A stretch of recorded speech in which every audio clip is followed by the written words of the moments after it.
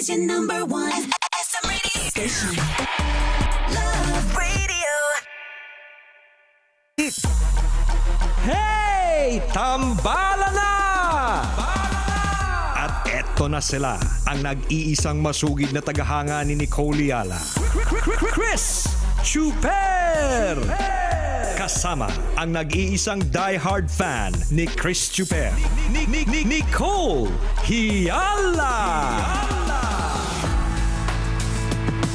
Mula sa Mahiwagang Burnay, ang kwento.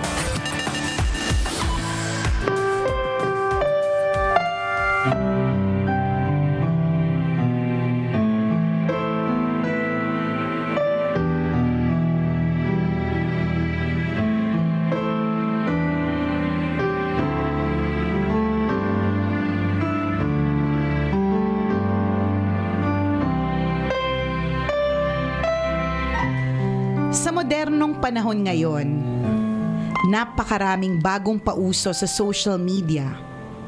At isa na nga dito ang TikTok. Aaminin ko na humaling din ako sa app na ito dahil nakakaaliw naman talaga. Lalo na nang mamayagpag sa mga news feeds ang iba't ibang TikTok versions ng dalagang Pilipina. Pero bukod sa TikTok, may isang bagay pa akong labis na kinahumalingan. Sa kasagsagan ng samut-saring teknolohiya, hindi pa rin mabubura sa isip ko ang hindi malalaos na karanasan ko tungkol sa mundo ng mga tik-tik. Ay, katakot pala ito. Kinunik yung TikTok sa TikTok. Ako nagbabasa din ako dati niyan. Ako din. Meron pa ba nun? Nakakaaliw kaya, di ba? Kinonfirm din ng isa. Malamang siya din. Nabaliw sa TikTok yan eh. Maganda kwento doon. Mukhang scary story pala ito, partner. Hindi ako na-inform. Nakatira ako noon sa bahay ng lola ko sa probinsya. Isang maliit na bungalow ang bahay niya na may 3 maliliit na kwarto, 2 maliliit na banyo, isang kusina, sala, at maliit na terrace naka full grills. Kailangan ulit-ulit yung maliit. Bato ang pader ng bahay at yero naman ang bubong. Pero wala itong kisame. Pag summer ay sobrang init talaga at kapag tag-ulan ay dinig na dinig naman ang mga patak ng ulan. Isang gabi, nagkayayaang magtong-its ang tita ko, ang tito kong bakla, at isang kapitbahay namin. Doon sila pumwesto sa may kusina. At dahil walang pasok kinabukasan, ako at ang kapatid kong lalaki ay nakipag-umpukan na rin sa kanila. Nung mga panahon na yon, buntis ang asawa ng isa ko pang tito. Habang nagkakasiyahan kami, ay natutulog na ang mag-asawa at sa kalapit na kwarto. Maya-maya, sa gitna ng pagtatawanan namin, ay biglang may kumaluskos sa may bubong. Hala, ano yun? Ang sabi ko, sabay lunok sa nginangatakong mani. Ewan ko ba, pero tumayo na agad ang balahibo ko. Iniisip ko din na baka pusang war freak lang ang kumaluskos sa may bubungan. Pero lalo akong kinilabutan nang mapansin kong marahan lang ang pagkilos sa itaas, na parang may matutulis na kuko na kumakahig sa bubungan. Doon mismo may nag-iingay sa tapat ng kwarto ng tita kong buntis. Tahimik lang ang mga kasama ko habang nakikiramdam sa susunod na mangyayari. Ako naman, parang gusto ko nang tumakbo at magtago sa ilalim ng mesa. Maya-maya, sumigaw na ng malakas ang butangera naming kapitbahay. Sinigaw niya na umalis daw. Yun! Kasi may buntot pagi kami. Yun ang sigaw sa kanya kung anong mamang meron sa may bubungan. Habang hawak-hawak ang mga barahan nila, pinakikiramdaman pa rin nila ang susunod na mangyayari. Pero matapos mapagbantaan ang epal sa bubungan, ay hindi na ito muling kumahig pa. Payapa na sana kaming lahat, nang bigla namang bumukas ang gripo sa banyo. Napatayo talaga ako sa kinauupuan ko. At dahil ako na ang nakatayo, sa akin na inutos ang patayin ng gripo. Tawa sila ng tawa habang tinatakot ako. Nahimasmasan lang ako nang may nagsabing baka hindi lang naman naisara ng mabuti ang gripo. Pikit mata akong pumunta ng banyo. Pinatay ang gripo at wala naman ako nakitang kakaiba. Akala ko ay tapos na ang katakutan. Paglabas ko ng banyo, nakita ko sila sa labas ng bahay na nag-uumpukan. May dala silang flashlight na nakatutok sa bubungan. Yung tito kong may asawang buntis, gising na nun at naabutan kong nagsasaboy ng sandamukal na asin sa bubong namin. Bago sila bumalik sa pagtulog ay naglagay pa sila ng isang bugkos ng bawang sa may bintana nila. Inihanda din niya ang buntot pagi sa may ilalim ng kama. Dahil bata pa ako noon, hindi ko masyadong naiintindihan ang mga nangyayari. Pero ang kwento ng mga tito ko sa akin, may kapitbahay daw sila na walang filth room o yung kanal-kanalan sa upper lift. Ito, kanal-kanalan sa upper lip. Kasi naman nakalagay doon lift. Hindi ko naintindihan. Anong upper lift? Uy, wala ka lipstick sa upper lift mo. Anong upper lift eh? Pero kami naiintindihan namin. Sanay kami sa mga friends namin ganyan eh. Ayun, dalawa gets na gets. Ano yun? Marami kami yung friends na ganyan. Come on off. Come on down. Upper lift. I like your lifts. Hindi kasi upper lift, kasi L-I-F-T. Yun, so, pero ang kwento ng mga tito ko sa akin, may kapitbahay daw sila na walang filtrum. Filtrum pala ang tawag dito. Okay. O yung kanal-kanalan sa upper lift. Kanal-kanalan sa upper lip. Ang hinala daw nila ay isa itong aswang dahil madalas nitong batiin ang tiyahin kong buntis. Sa kabuuan ay wala namang nasaktan sa amin. Pero habang buhay na yata akong mumultuhin ng kilabot tuwing maaalala ko ito. At para makalimutan ko ang kwentong tik-tik ko, TikTok muna ako. Ako po si Cheche, isang tambalanista, at ito ang aking kwento. Upper lift. Yung nakakatakot yung upper lift eh. Kanal-kanalan. Kanal-kanalan sa upper lift. Okay na sana eh. May filtrum ka pang nalalaman dyan. Tsaka kanal-kanalan.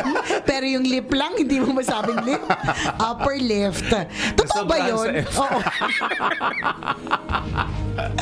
Ay, nako. Tsaka lift partner, buhat. Yun yung spelling niya. You lift me up, ganyan. Give me the spoon pork. Oo. Spoon and pork yan eh. May fee and F syndrome. Spoon and pork. Spoon and pork. Anyhow, okay. Totoo nga ba yun? Yung walang kanal-kanalan sa upper lip? Kwento lang din yan. May narinig ako na ganyang kwento na kapag walang lubog yung upper lip, engkanto. Engkanto, may lahing aswang, sabi nila. Okay, yung iba, may friend ako nagpahiwa. Wag lang pagdudahan. Sabi niya kay Dok, alam ko po weird po to. Pero pwede mo ba akong bigyan ng kanal-kanalan? Yung lift niya, partner, hindi pang lift ng boobs, pang lift ng ilong, panlagay dito sa upper lift. Nakakaloka. Wag lang mapagdudaan kasi magdududa ka talaga. O nga no, kasi wala akong kakilala na walang kanal-kanalan sa upper lip. May kwento lang naman. Malay ko ba kung totoo? Wala naman wala namang pero tinuloy niya pa rin po yung opera. Ayun po, ang lalim po. Nasobrahan naman. Oo, nasobrahan. Pati salita niya apektado. Anyways, well, ako naniniwala naman ako na may mga elementals. Hindi ko lang talaga sure yung tungkol dun sa mga pero maganda na lang din yung maniwala kaysa hindi ka naniniwala tapos paniwalain ka nila. Diba? Ganun ha? Sige. Dadating yung mga putol yung katawan, di ba? Ipa-experience ko sa'yo. Ayaw mong maniwala. Ganun sabihin ha? nila. Eto. Nako, nakakatakot. Nakakalurky yung ganun. Tapos may mga kwento rin, di ba, na para malaman mo kung yung taong ito, halimbawa, pinagdududahan mo na may something sa kanya, may pagkaaswang. Sabi nila, tingnan mo daw ng pabaligtad. Ang parang ang tama nun, diba? Titingnan mo ng titingnan diba? mo kung baliktad yung image mo sa mata niya. Sa mata niya. Oo, parang ganon. Nakakatakot naman. Hindi ko alam. But whatever it is, meron man tayong real life experience, meron man tayong first-hand experience or kwento po sa atin. Katulad ng lagi naming sinasabi kapag may horror story, prayer is our best armor. Yan, di ba? Pangontra laban sa anumang masasamang elemento, hindi lamang sa mga aswang, pati sa mga masasamang loob. Correct, totoo yan. Di ba? Lagi po tayong magdadasal to lift us up. Yan. Lalong-lalo na kapag may nakita kang taong walang kanal-kanalan sa upper lift. Ano masasabi mo, Tanghen? Well, masasabi ko lang na sa mundo natin, may mga bagay-bagay talaga na mahirap explain. Yes. Maging ng siyensya. Yes. Pero nasasayo din naman yan kung maniniwala ka sa hindi. Wala namang mawawala sa'yo kung maniniwala ka. Tama. Parang katulad lang yan ng paniniwala sa mga oils ko. Sa mga feng shui. Sa mga charms. Di ba? Malaking bagay yun ako. Naniniwala ako sa charms. Pero dati hindi tayo naniniwala sa charms dati, no? Ako natatandaan ko dati, hindi ako naniniwala sa charms. Sas arteng-arte ako sa mga taong ayaw pahawak yung charms nila. Pero nung ipaniliwanag sa atin ng kaibigan nating expert na nakaka-transfer ng enerhiya yes, sa charms, simula nun, naniniwala na ako. Hindi arte yung wag hahawakan. Ganun. Totoo yun. Basta pinaniniwalaan mo ang isang bagay, posible na magkatotoo ito. And kanya-kanyang pagre-respeto kasi iba-iba naman po talaga tayo ng paniniwala.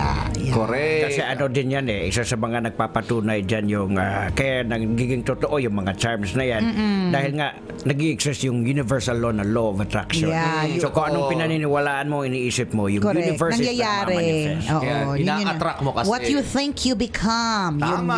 Yun.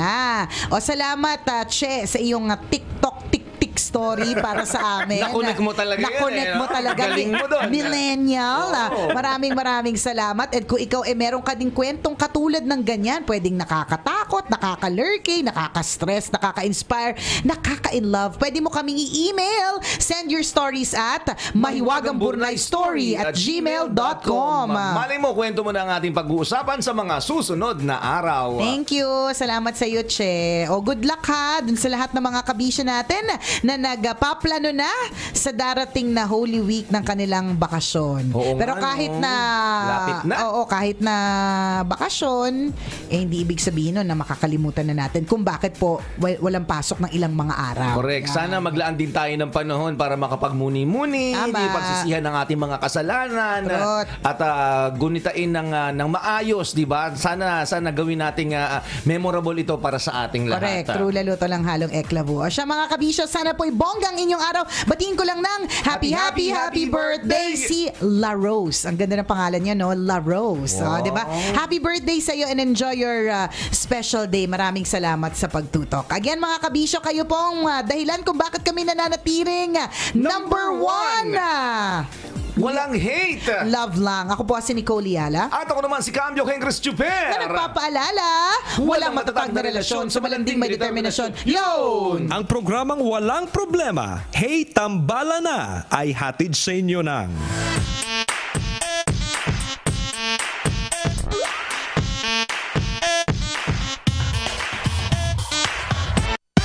Love lang.